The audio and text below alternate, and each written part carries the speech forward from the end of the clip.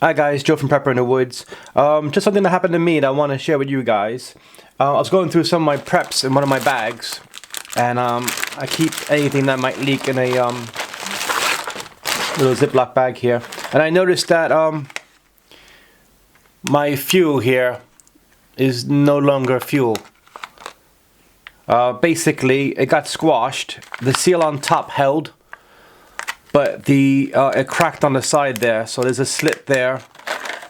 There's a slit there, and again, that happened. Again, that one happened. So it got basically crushed in my bag, even though they're sealed on top. It's just the sides didn't hold up. That one's still okay, I think. At least the fuel is there. It's gone a little bit, but something to work with at least. But in the case, I do keep some solid ones anyway as a backup, so luckily I do that. But just a reminder to go through your preps and your camping gear and make sure everything's working, because you don't want to just grab your bag, go out, and all of a sudden you find out that more than half your gel is not working anymore, or you can't use it. So just a quick tip.